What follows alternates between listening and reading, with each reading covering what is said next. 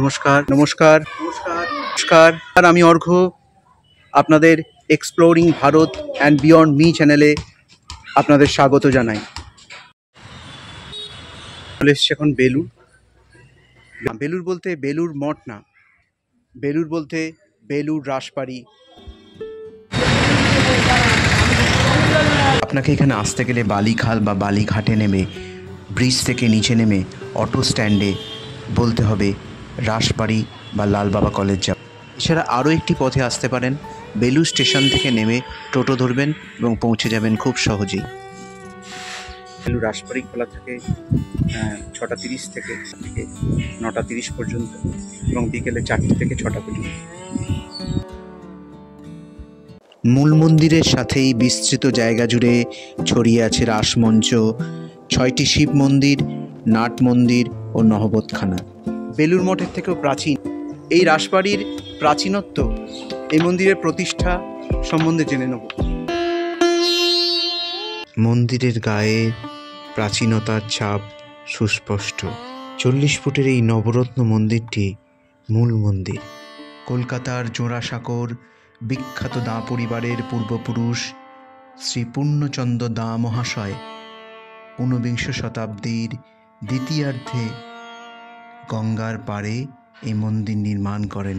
এই পরিবারের ইতিহাসে জানা যায় এই দাঁ পরিবারের আদি নিবাস ছিল সাতগাছিয়াতে, কিন্তু গোকুলচন্দ্র দাঁ কলকাতায় চলে আসেন এবং এই অঞ্চলে লোহা ও কাঠকয়লার ব্যবসা শুরু করে সমৃদ্ধি লাভ করেন।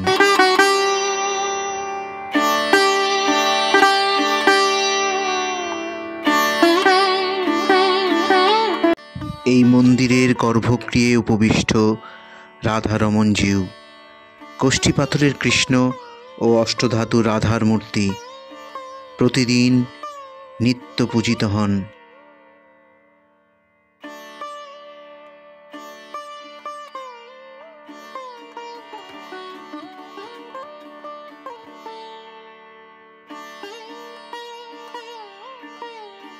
শিকাগো ধর্ম সম্মেলনে স্বামীজির সাফল্যের পর এইখানেই প্রথম তাকে সম্বর্ধনা জানানো হয়েছিল।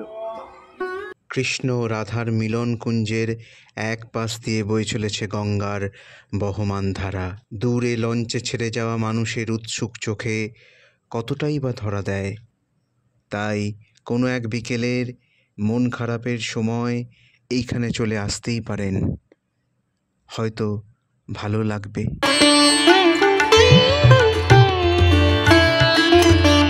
থেকে দূরে সাদা রঙের ক্লক টাওয়ার দেখা যাচ্ছে। সূক্ষ্ম কারুকার্যযুক্ত 12টি করিন্থীয় পিলারের উপর এটি নির্মাণ করা হয়েছে।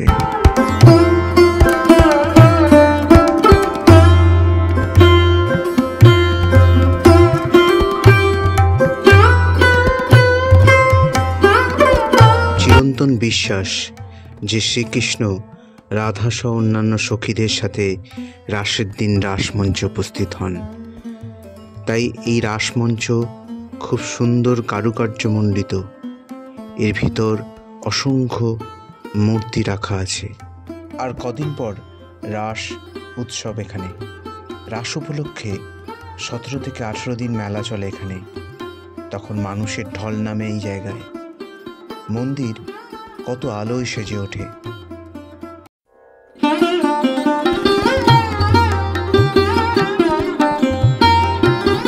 রাসমঞ্চের বিপরীত দিকে ক্লক টাওয়ারের দুই ধারে 3টি করে মোট 6টি শিব মন্দির ও শিব মন্দিরের দুপাশে নহবতখানা আছে।